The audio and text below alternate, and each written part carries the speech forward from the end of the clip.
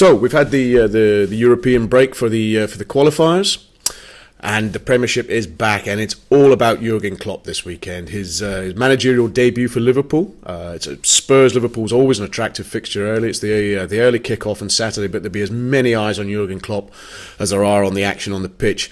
He's a charismatic guy. He's caught the imagination of the Liverpool public already. He's also a combustible guy. Doesn't mind getting into a bit of a skirmish with a ref. So I think this will be an entertaining game anyway. But I think Klopp just adds to the spectacle, and I really can't wait for this one.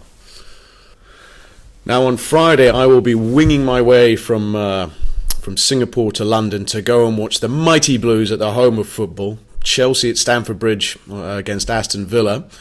Now, this wouldn't really be a standout fixture, but I could be going to watch Jose Mourinho's last game.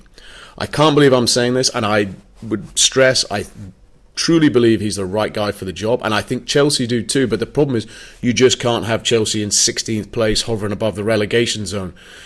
Villa are terrible. This is an absolute must-win for Mourinho, as probably the next 5 or 6 games are. Chelsea absolutely need to win. I think a draw or if heaven forbid a loss, and I think that would be the end for Jose. So really, really keeping an eye on this one, and hoping Jose can keep his job.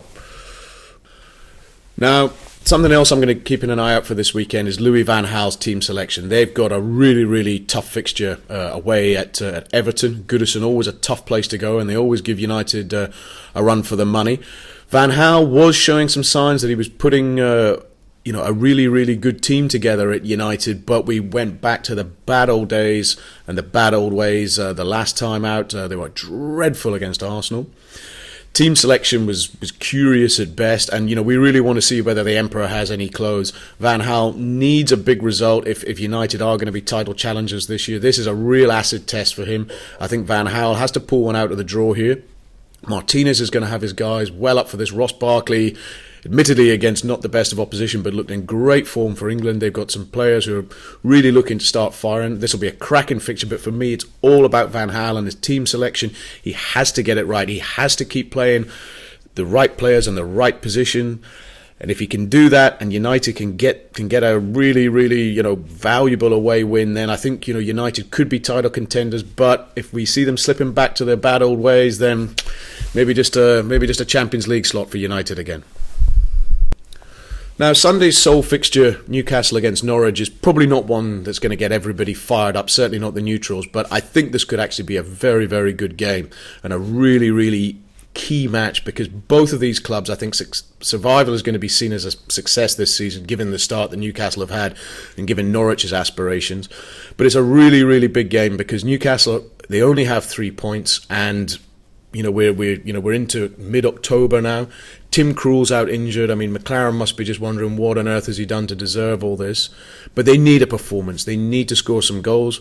But for Norwich, they could open up an 8-point gap to Newcastle if they were to win. They've been better on their travels. So I think this is a really, really interesting game. And in the context of the bottom of the table, a really, really big one. So actually one to tune in for, I think. Now, for us here in Singapore, the Monday night fixture is a bit of a slog, admittedly. And, Swansea-Stoke is probably not one, again, that particularly fires interest. But I have a feeling this might be one of the more interesting Monday night fixtures. I'm starting to get a bad feeling about Swansea. I've really, really, upped them in the last couple of seasons. They're a fantastically run club. It's a great story. They've got some really, really talented players, and I think they've got one of the most talented young managers in Gary Monk. I think he's absolutely fantastic.